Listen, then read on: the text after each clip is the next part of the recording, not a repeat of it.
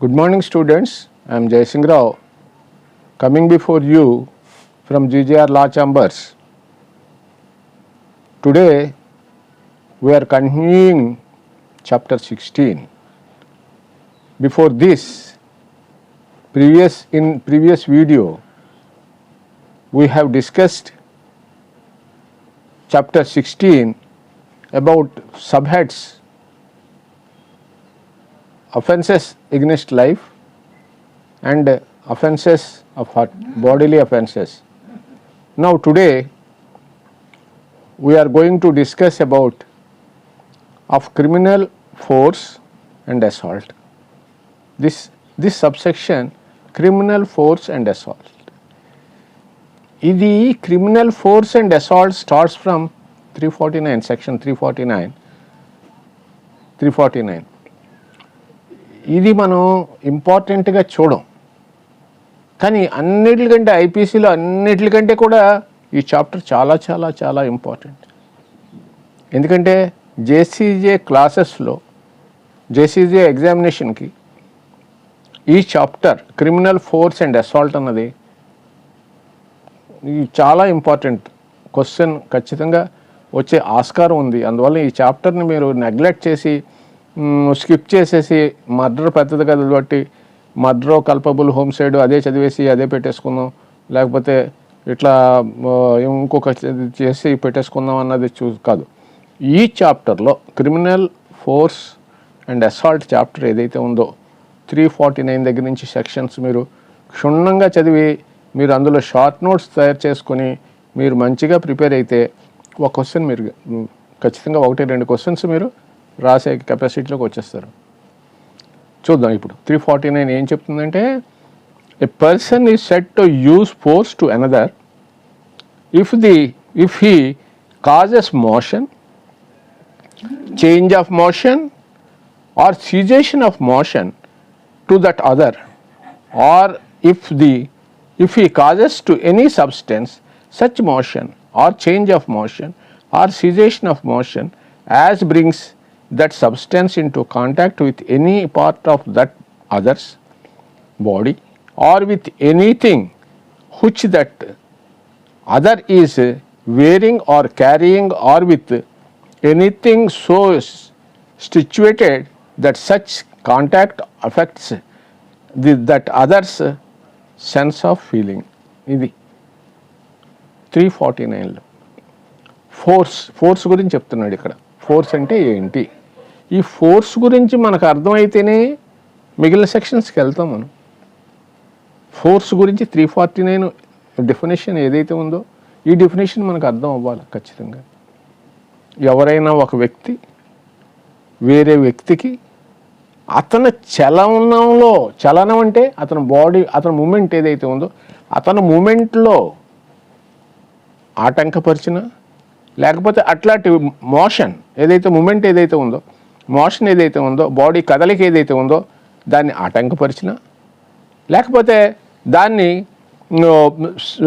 Change చేసిన, ఒక డైరెక్షన్లో వెళ్ళి దాన్ని చేంజ్ చేసిన, లేక ఆపు చేసిన, మోషన్ అంటే మూమెంట్ గురించి చెప్తాడు. ఫోర్స్ అంటే ఏంటంటే ఒక వ్యక్తి వేరే వ్యక్తి యొక్క మూమెంట్స్ని ఆప్ చేస్తే, లేక మారిస్తే, లేక కలగజేస్తే ముందు కలగజేస్తే అన్నాడు, తర్వాత ఏమో మారిస్తే అన్నాడు, తర్వాత ఏమో ఆప్ చేస్తే అన్నాడు. 3 శబ్దాలు ఇక్కడ, 3 శబ్దాలు చూడండి. ఇప్పుడు ఇఫ్ హీ కాజెస్ మోషన్ అంటే కదలికని ఇవ్వాలి, అదర్ వ్యక్తిని కదిలించాలి, or to any other person,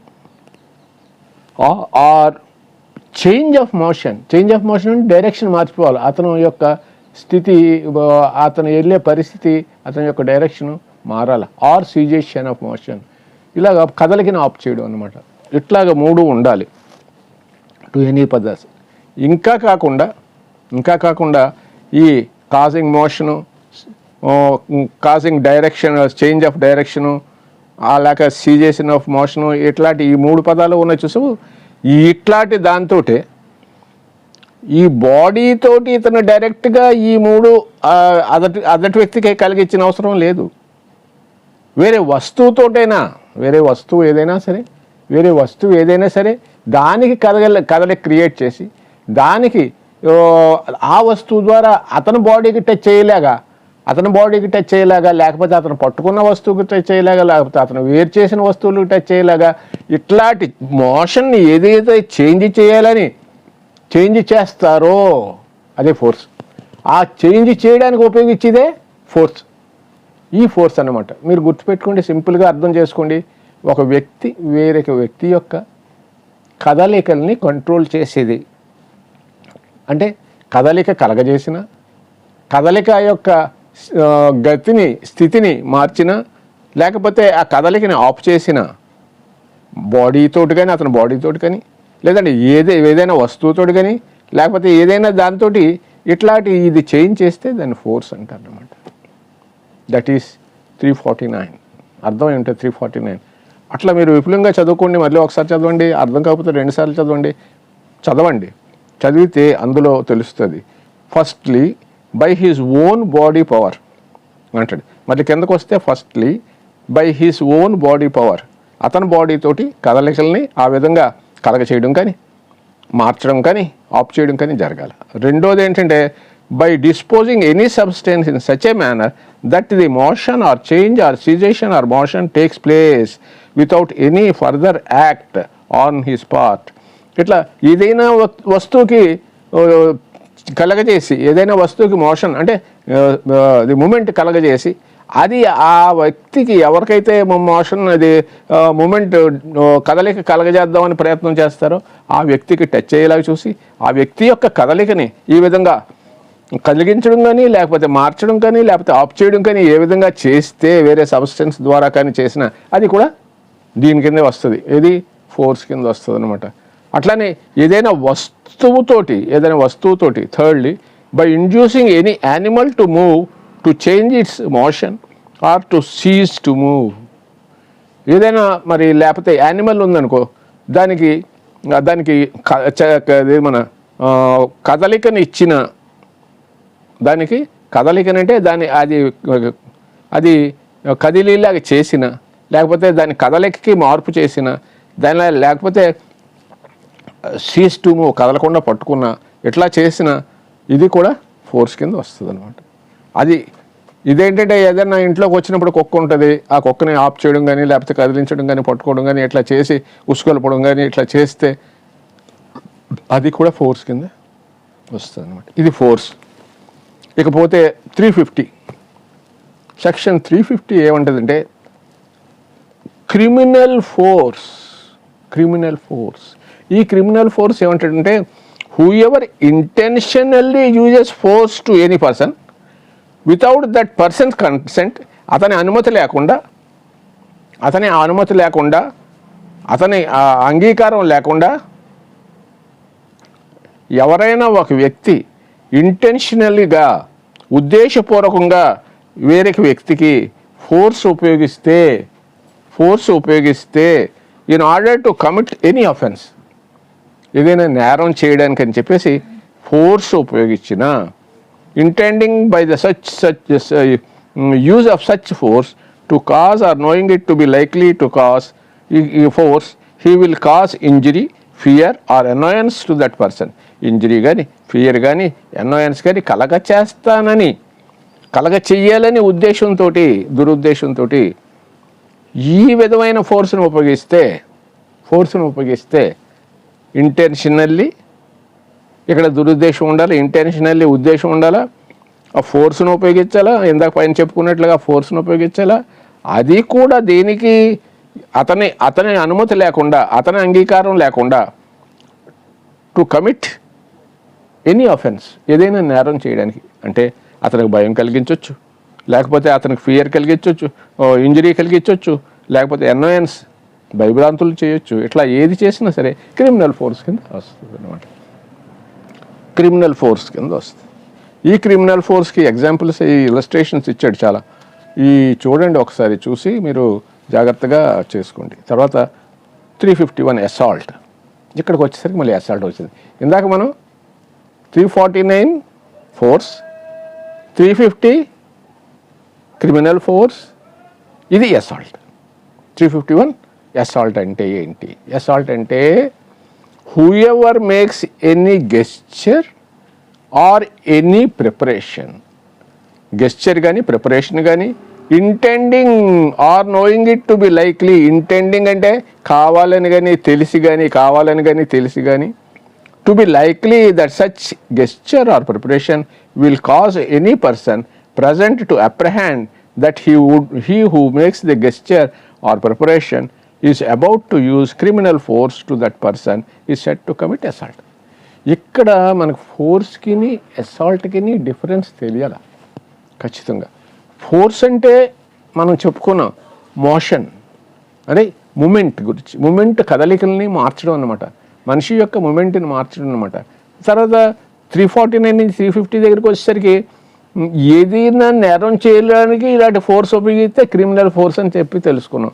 okay, ఇక్కడ అసాల్ట్ ఏంటంటే ఇక్కడ ఈ క్రిమినల్ ఫోర్స్ కానీ ఉపయోగించి whoever makes any gesture or preparation, gesture కానీ ప్రిపరేషన్ కానీ చెప్తే, intending or knowing it to be likely, intending అంటే ఇలాగా పిడికిలు బిగించి కొడతానని చెప్పడం, లేకపోతే ఇచ్చేయడం, పిడికిలు బిగించిన, లేకపోతే ఇలా చేసి ఏదైనా వస్తువు చూపించి, లేకపోతే ఏదైనా కర్ర పట్టుకుని, లేకపోతే ఇచ్చేసిన గెస్చర్ ఆర్ ప్రిపరేషన్, కర్ర తీయడానికి ప్రయత్నం చేసిన, లేకపోతే వెళ్ళి కొట్టడానికి ప్రయత్నం చేసిన, ఇట్లా గెస్చర్ ఉండాలి. ఇక్కడ గెస్చర్ ఆర్ ప్రిపరేషన్ ఉండాలి. Intending or knowing it to be likely that such gesture or preparation will cause any person present, అక్కడ ఉన్న వ్యక్తికి ఎవరికైనా ఇతను ఇలా చేసి ఇది అసాల్ట్ ఫోర్స్ ఉపయోగిస్తాడు, క్రిమినల్ ఫోర్స్ ఉపయోగిస్తాడు, ఎదటి వ్యక్తి మీద క్రిమినల్ ఫోర్స్ ఉపయోగిస్తాడని ఆ ఎదటి వ్యక్తికి తెలియాల. ఆ ఎదటి వ్యక్తి చూసిన వ్యక్తి ఏంటంటే బాబోయ్ కొడతాడు, బాబోయ్ తొంతాడు, బాబోయ్ ఇచ్చేస్తాడు, రాయితోడు కోసం రాయి తీస్తాడు, రాయితోడు కొట్టేస్తాడు బాబు, కర్రతోడు కొట్టేస్తాడు బాబు, లేకపోతే ఇలా కొట్టేస్తాడు బాబు, చేతితో వేసేస్తాడు బాబు, ఇలాగేసేస్తాడని ఈ ఫోర్స్ ఏదైతే ఉందో ఎదటి వ్యక్తికి తెలియాలా, గెస్చర్ అది కనిపించాలా. కనిపించినప్పుడు ప్రిపరేషన్ కనిపించినప్పుడు to that person is set to commit an assault. చూసారా, ఇక్కడ ఎదటి వ్యక్తి ఉండాలా. ఈ వ్యక్తి చేసే ఏది గెస్చర్ కానీ ప్రిపరేషన్ కానీ ఏదైతే ఉందో, ఈ గెస్చరు ప్రిపరేషన్ అన్నది ఉండాలా. ఈ గెస్చరు ప్రిపరేషన్ వలన ఎదటి వ్యక్తికి నన్ను కొడతాడు అని చెప్పి అతనికి తెలియాలా. అక్కడ ఉన్న వ్యక్తులు ఎవరైనా సరే బాబా ఇతను ఈ విధంగా కొట్టడానికి ఆస్కారం ఉందని చెప్పి తెలియాలి. అది అసాల్ట్. ఇప్పుడు క్లియర్లీ అర్థం చేసుకోండి మీరు, ఫోర్సు, క్రిమినల్ ఫోర్సు, అసాల్ట్, ఈ మూడు అర్థమైతేనే నెక్స్ట్ సెక్షన్స్ మనం చూడడానికి కన్వీనియంట్గా ఉంటుంది. మీరు మళ్ళీ చదవండి. ఫస్ట్ థింగ్ 349, 350, 351, తర్వాత 352 punishment for assault or criminal force. 352 ఏమిటంటే పనిష్మెంట్. ఇది ఓన్లీ పనిష్మెంట్, ఎంత ఇస్తారు పనిష్మెంట్, ఎలాగిస్తారు అన్నది ఇందులో రాశారు. మీరు you go through this section. You go 354, whoever assaults or uses criminal force to any person otherwise than on grave sudden provocation given by that person shall be punished with imprisonment of either description for a term which may extend to 3 months or with fine or with which may extend to 500 rupees or with both అన్నట్టు. ఈ grave and sudden provocation ఇవన్నీ ఇక్కడ చెప్తాడనమాట. 3 months ఇట్లా. 352 ఏంటి punishment for assault. 352 punishment for assault. 353 వచ్చేసరికి ఈ assault కానీ క్రిమినల్ ఫోర్స్ కానీ ఏదైనా పబ్లిక్ సర్వెంట్కి ఆటంకం కల్పించడానికి ఉపయోగిస్తే, to deter a public servant from his discharge of his lawful duties, అతను ఉద్యోగం చేసే విధులకి ఆటంకం కలిగించే ఉద్దేశంతో ఇట్లా క్రిమినల్ ఫోర్స్ కానీ అసాల్ట్ కానీ క్రిమినల్ ఫోర్స్ కానీ ఉపయోగిస్తే 353 కింద శిక్షార్హులు అంటాడు. ఇది ఎంత అంటే punishment 2 years or fine or with both అన్నాడు. ఇది penal section.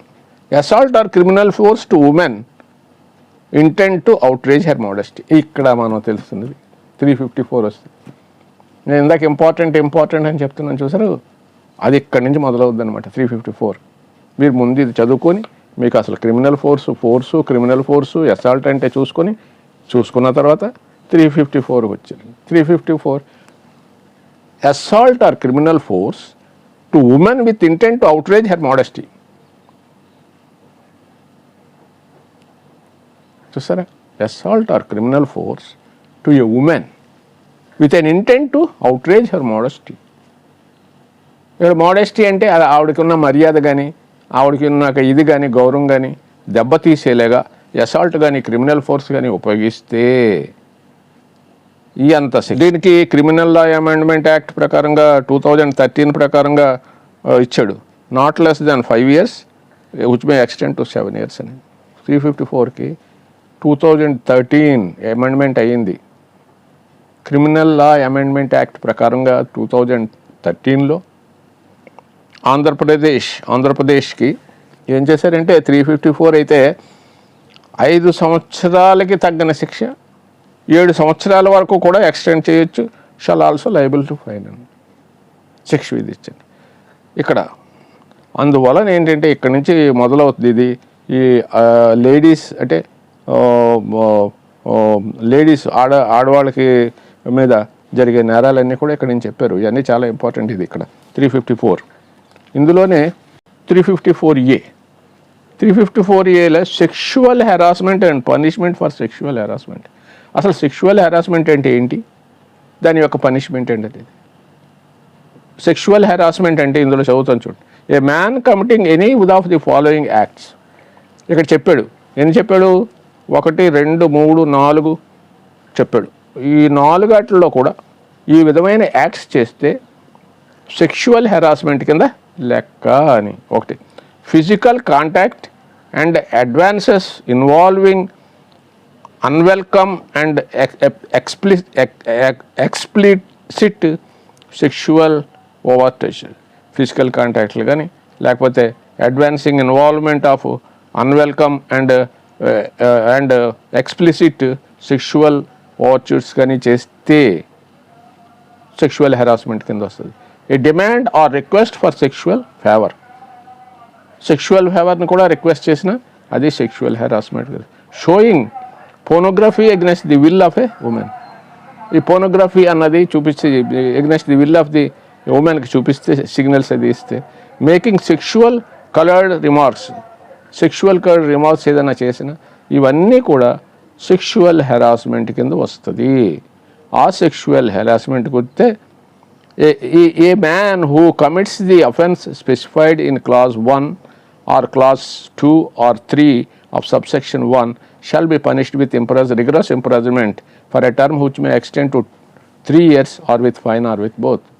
Any man who commits the offence specified in 4 or subsection 1 shall be punished with imprisonment of either discretion for a term which may extend to 1 year or with fine or with both.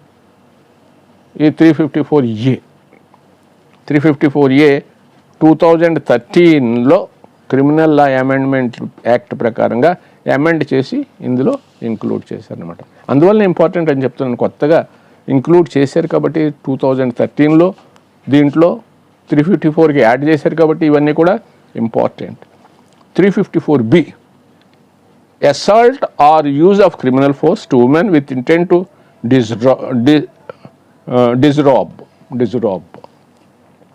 ఈ assault కానీ criminal force కానీ ఎవరైనా ఉమెన్కి ఎగెనిస్ట్గా ఉపయోగించి ఆవిడ బట్టలు ఓడతీయడానికి కానీ చేస్తే అది 354B కింద నేరం.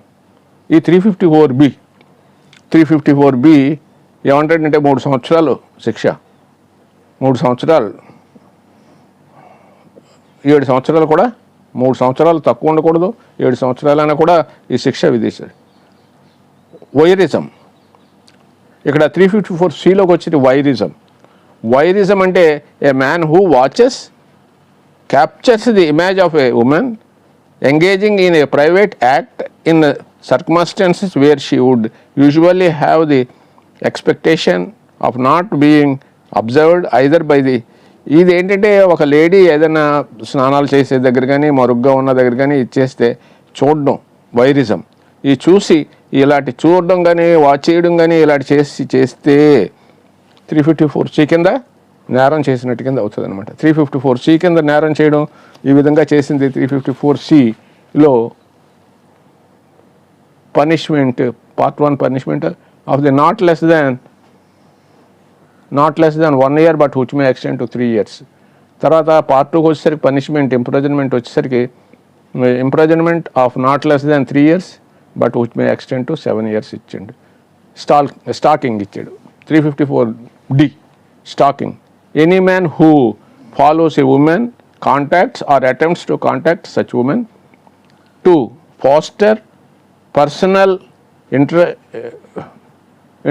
interaction repeatedly despite a clear indication of disinterest by such women.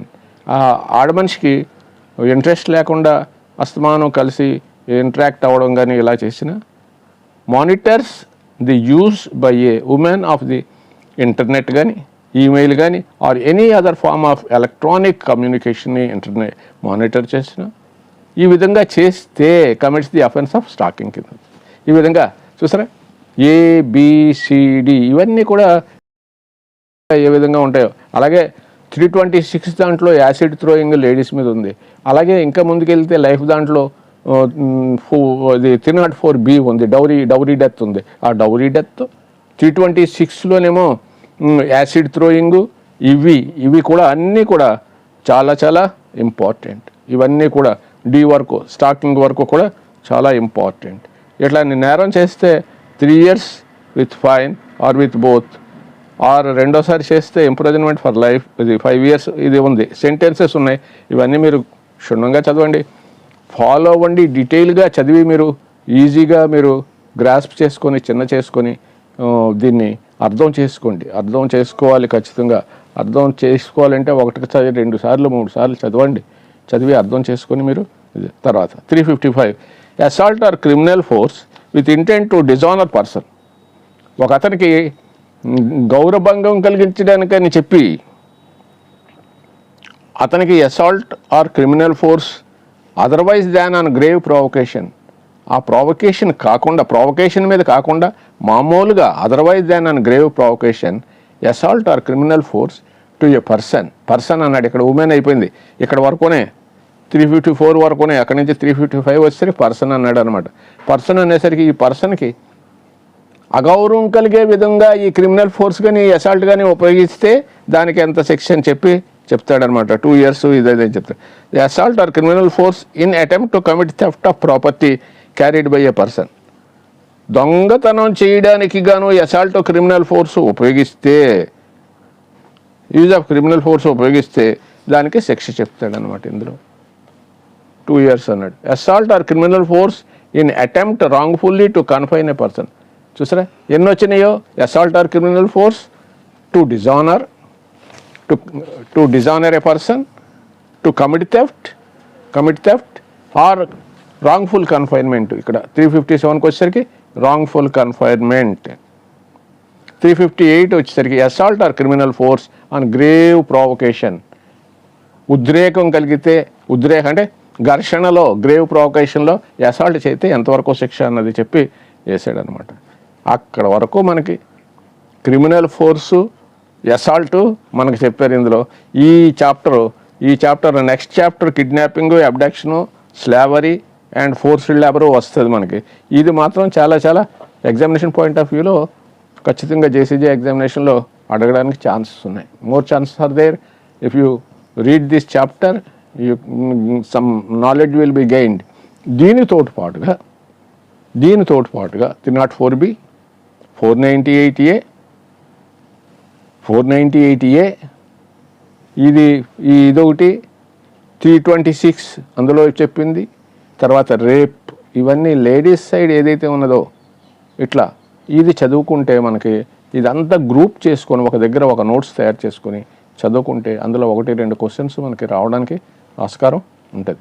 ఇందులో కూడా బిట్స్ ఖచ్చితంగా అడగడానికి ఆస్కారం ఉంటుంది అనమాట. అందులో కొత్తగా 2013 క్రిమినల్ లా అమెండ్మెంట్ యాక్ట్ ప్రకారంగా ఇవన్నీ ఇంక్లూడ్ చేశారు కాబట్టి చాలా వరకు కొత్తవి తెలుసా లేదా అని చెప్పి పరీక్ష చేయడానికి అని చెప్పేసి మనకి ఖచ్చితంగా అడుగుతారు.